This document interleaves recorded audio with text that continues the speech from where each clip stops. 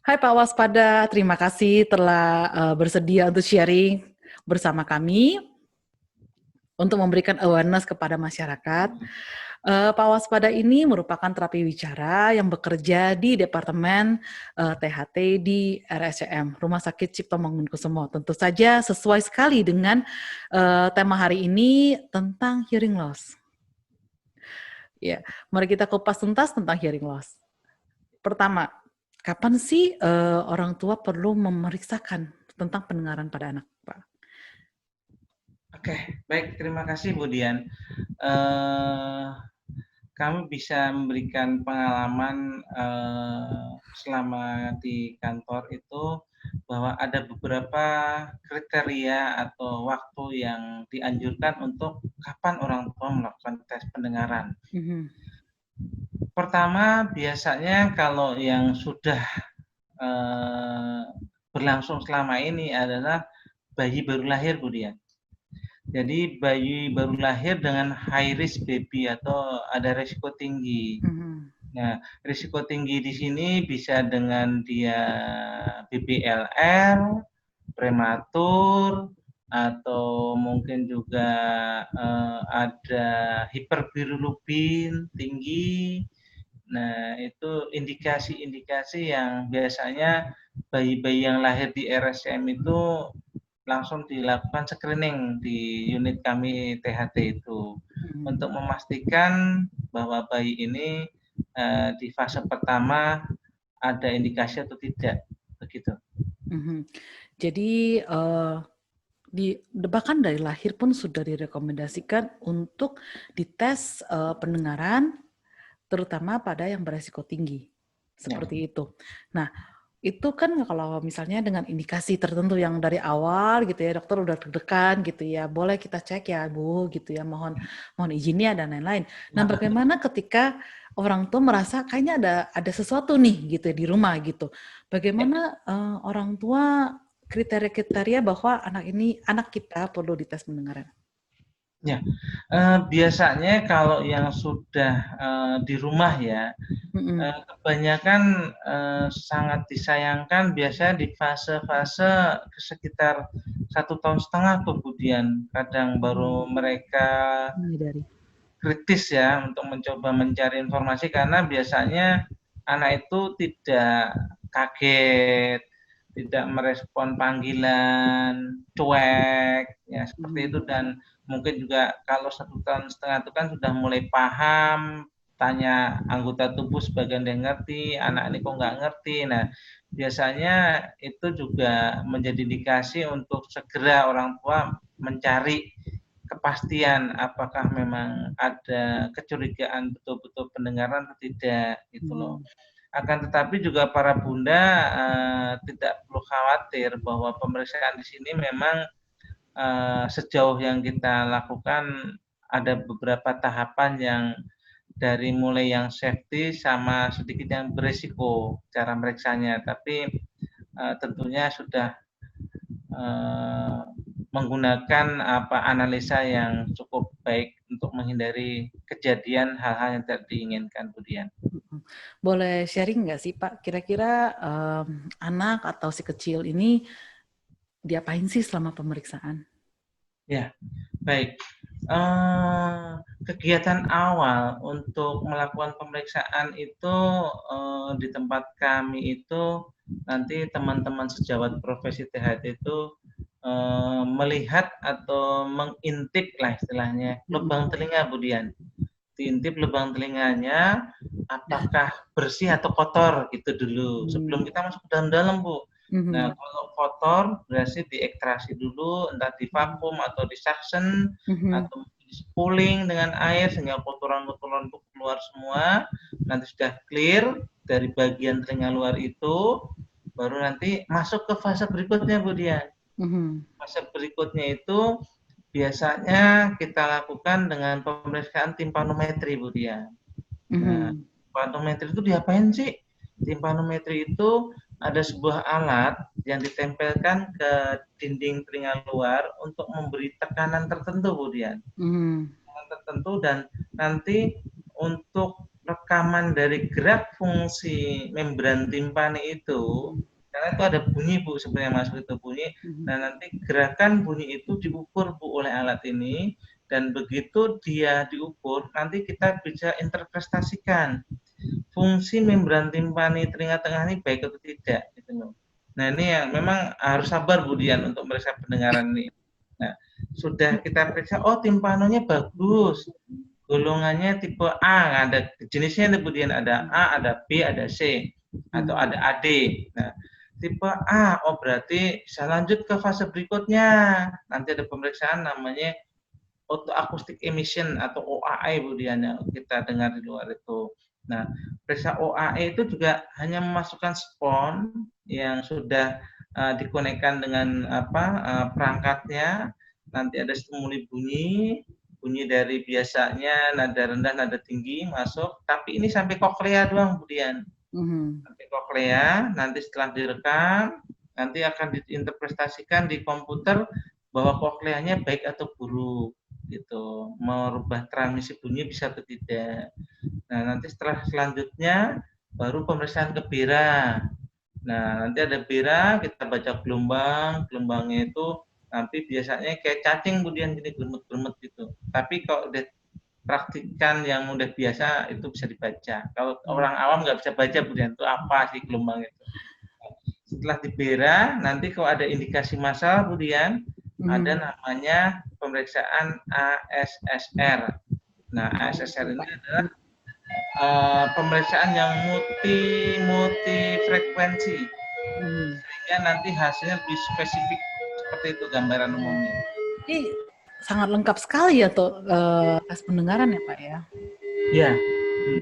Jadi ketika setelah dites nih Pak gitu ya, tentu saja sebagai orang tua kita tidak berharap ada suatu hasil tes yang deg gitu ya. Oh iya. Bermasalah di sini gitu.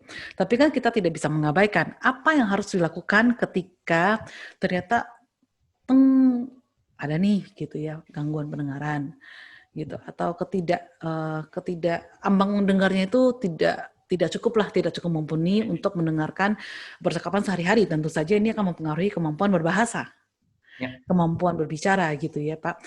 Nah ternyata ada nih indikasi ke sana gitu, atau hasil tes sudah menunjukkan ke hal yang tersebut gitu. Apa yang harus dilakukan sebagai seorang orang tua? Oke, mohon izin Bu Dian, sebelum saya jawab pertanyaan tersebut, saya sedikit lupa tadi menyampaikan bahwa mekanisme pemeriksaan saraf pendengaran itu dari mulai koklea sampai ke saraf 8 itu biasanya teman-teman dokter INT menggunakan sedasi Bu Dian, atau obat-obat penenang atau obat tidur. Mana ini untuk menekan aktiviti otak yang tidak perlu, karena kalau merekam saraf pendengaran itu dengan gerakan atau aktivitas anak tersebut nanti akan memunculkan gelombang palsu Bu Dian, yang nanti menunjukkan interpretasi. Jadi kita kenapa sih periksa pendengaran kok malah tidur? Nah, anaknya tidur mau diperiksa. Nah, memang seperti itulah harusnya. Jadi aktivitas otak itu pada saat tidur dia tenang sekali Bu Dian. Jadi waktu dipapar bunyi artefaknya nggak ada karena dia tidak sedang bekerja. Tapi kalau diblingsatan kan otak kita EEG-nya aktif. Nah itu sulit merekam. Nanti ada gelombang palsu namanya. Membingungkan waktu kita cek ini gelombang dengar atau gelombang aktivitas. Nah itu. Jadi tapi ibu-ibu atau para bunda tidak perlu khawatir Bu Dian. Pemeriksaan dengan sedasi ini sudah dengan protokol yang ketat Bu Dian. Jadi dengan mengukur berat badan yang pasti ya. Berat badan, terus kita juga siapkan tabung oksigen, kita siapkan saturasi Bu Dian untuk mengukur kadar oksigen dalam darah. Terus ya kita ada suction juga Bu Dian, manakala nanti dia ogrok-ogrok atau ada slam, kita ya itu antisipasi saja untuk sebagai hampir tidak pernah terjadi lah ya kalau boleh dibilang. Alhamdulillah sejauh ini belum. Oke. Tapi protap harus dijalankan Bu Dian. Benar.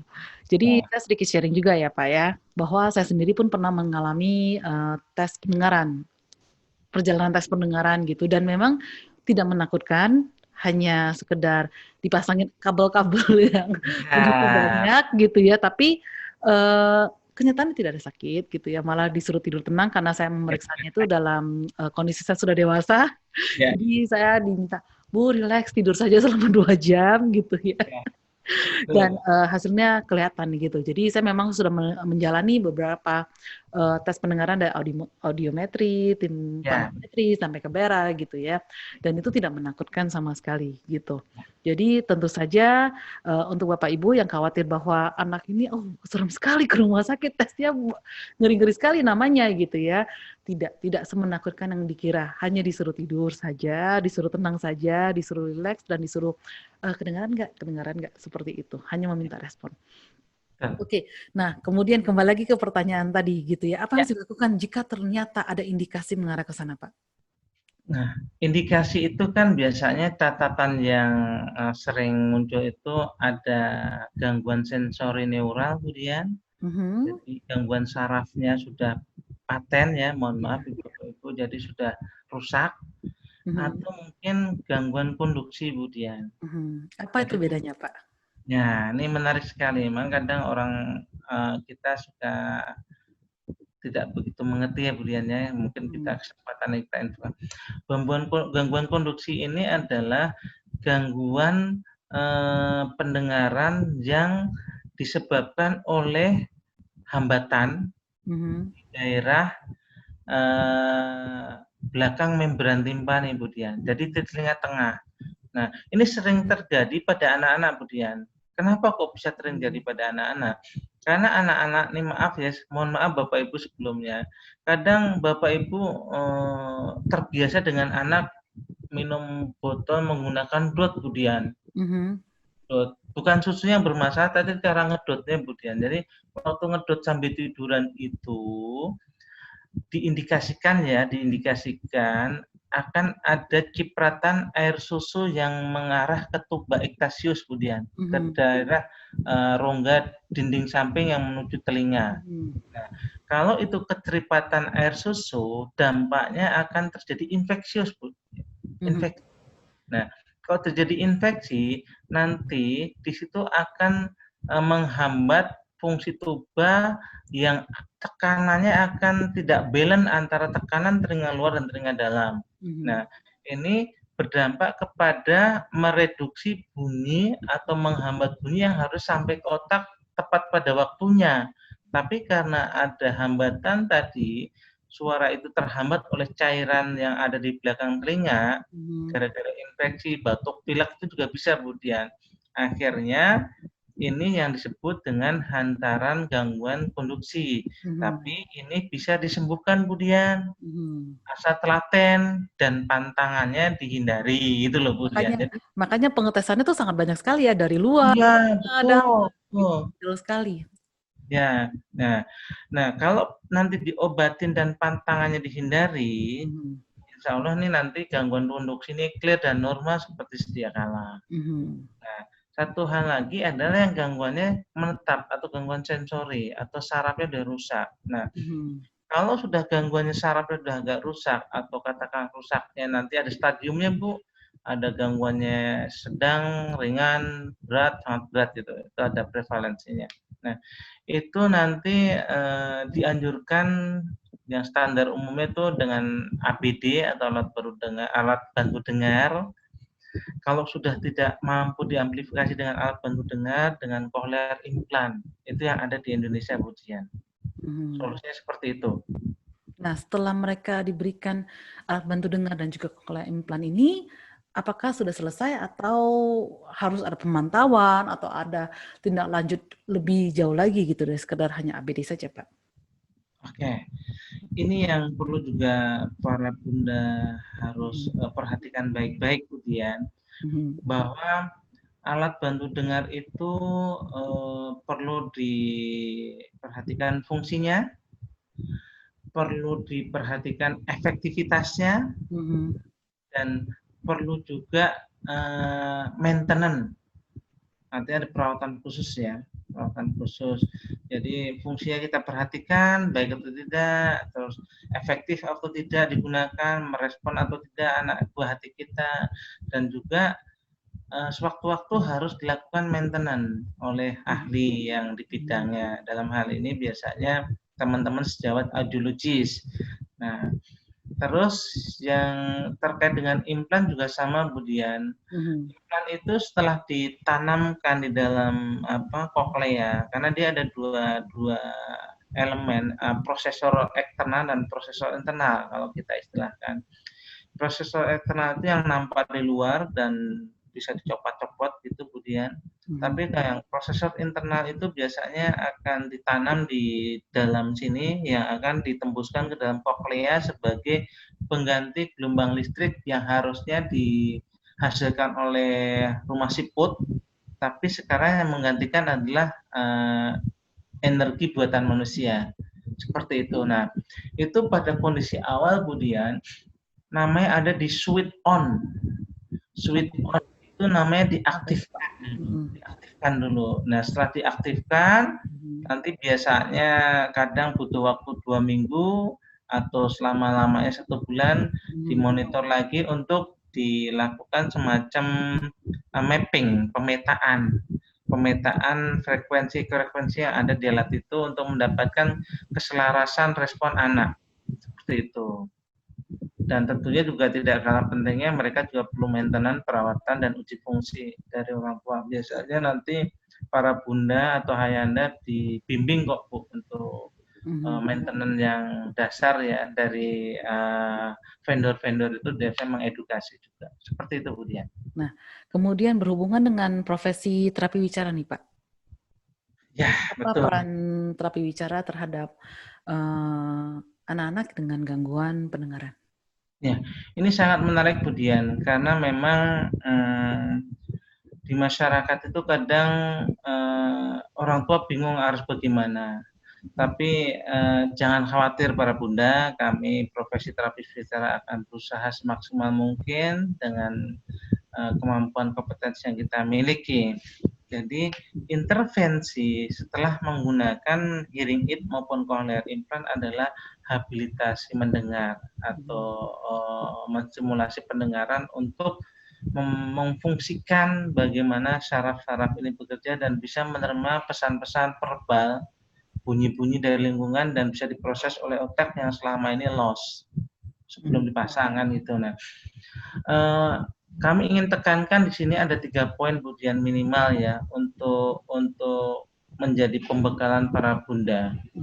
Kalau kondisi buah hati para bunda itu setelah dipasangkan alat bantu dengar atau implan koklea itu mampu mendekati kesempurnaan dengar dengan kita-kita, jadi progresnya cukup bagus.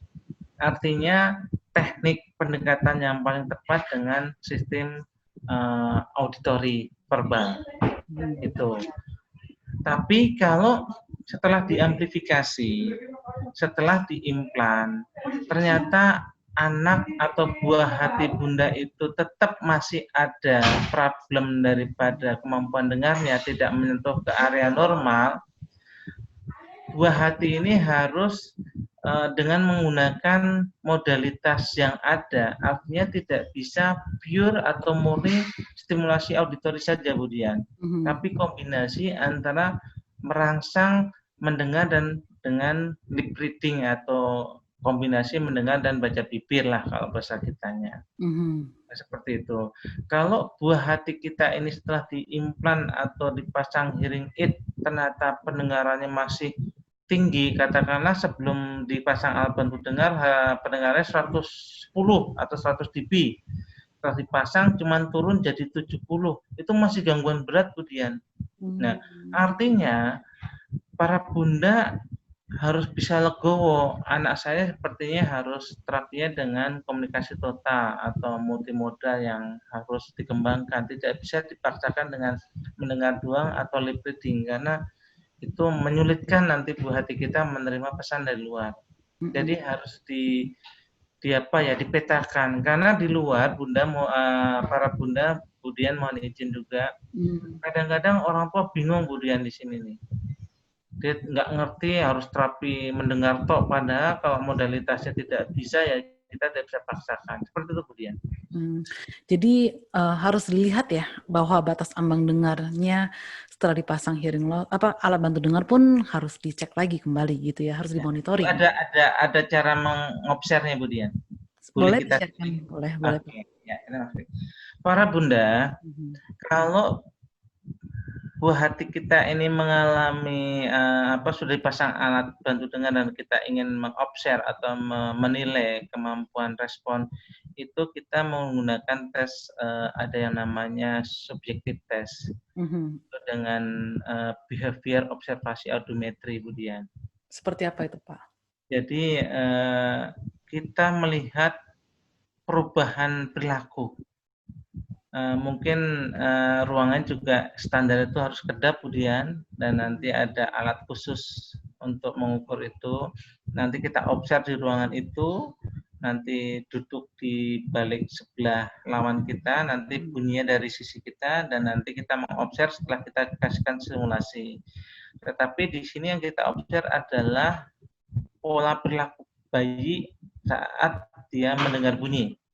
Nah, yang kedua itu dengan VRA atau Visual Reinforcement Audiometry, di mana kita mengobserv pola gerak bola mata, Bu Rian. Kalau dengar di kiri, dia nengok kiri nggak, gitu loh, Bu Rian. Kalau di kanan, nengok kanan nggak, gitu. Itu ada alat khususnya, namanya VRA. Jadi teknologi sudah secanggih itu ya, Pak ya? Oh ya, cuman maaf Bu Dian, ini belum booming ya Bu Dian, karena ya maaf ya mungkin masih terbatas yang memiliki alat. Yang ketiga dengan play audiometry. Play audiometry itu kita lakukan simulasi permainan tetapi dengan mengoptimalkan pendengaran. Nah, jadi waktu kita ajak bermain, nanti anak kita introduksi kegiatan, makanya harus dia kooperatif kalau play audiometry Bu Dian. Nah, nanti kita ukuran suara yang kita keluarkan diukur desibelnya, Bu Dian. Mau 80, 60, 50, 40, kita bisa atur keluarnya. Jadi nanti kita catat ukuran suara yang mana dia respon, ukuran yang keras seperti apa dia respon, frekuensi yang mana dia respon. Seperti itu, Bu Dian. Oke. Nah, dari saya mau menyimpulkan ya, Pak ya, untuk keseluruhannya gitu ya, bahwa tes pendengaran ini biasanya dites pada anak-anak yang memang memiliki resiko tinggi pada pendengaran, namun orang tua juga tetap harus monitoring gitu ya, dari bayi sebenarnya apakah bayi kita itu kok tidak ada terkesan kaget gitu ya, tidak ada refleks kagetnya atau kita sebut dengan refleks moro, karena biasanya refleks moro itu teraktivasi dari suara. Seperti itu. Kemudian ketika mulai berkembang gitu ya, udah saatnya anak mulai banyak berinteraksi, kok tidak ada respon ketika kita memberikan beberapa suara-suara yang lucu atau verbal seperti itu. Nah, dari situ orang tua bisa mulai memeriksa gitu. Nah, kemudian ketika setelah diperiksa dan memang ada indikasi ke sana gitu ya, orang tua jangan lupa memaintenance atau mengecek kembali gitu, memonitoring gitu ya. Jangan sampai ketika dikira oleh orang tua bahwa ambang dengarnya sudah baik-baik saja, tapi ternyata masih perlu dibantu dengan komunikasi lain gitu, karena ambang batasnya itu tidak sampai menyentuh ke ambang batas pendengaran untuk percakapan.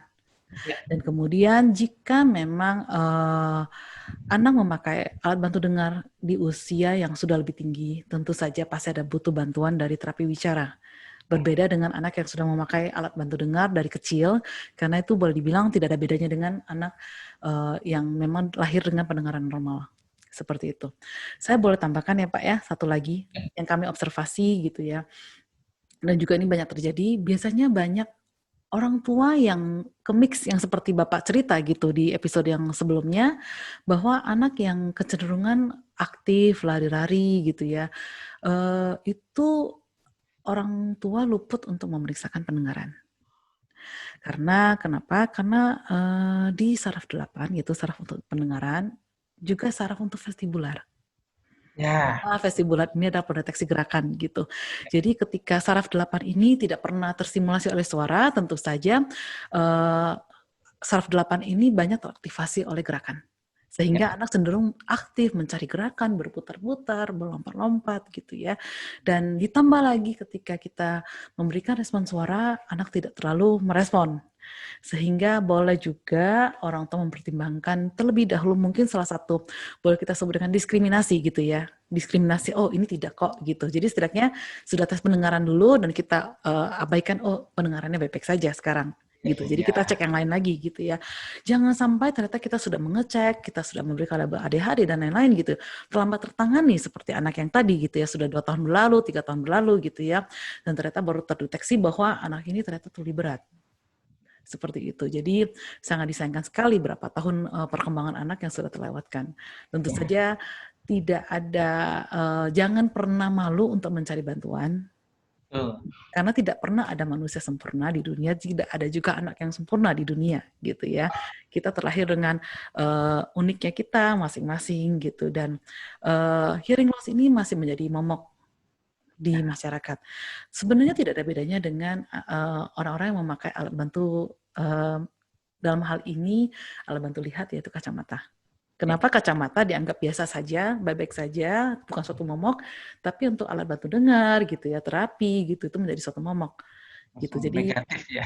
iya langsung negatif gitu. Jadi kami mau membantu mengedukasi orang tua dan juga masyarakat bahwa alat bantu dengar ini tercipta juga diizinkan gitu ya oleh Tuhan bahwa untuk menyempurnakan bagian-bagian yang memang menjadi kelemahan dari suatu manusia atau individu gitu. Jadi tidak perlu takut dengan kata-kata, wah sepertinya ada masalah dengan pendengaran, tidak perlu takut untuk mengecek, kemudian tidak perlu takut gitu dengan biaya, Ya, karena ini juga di-cover oleh pemerintah.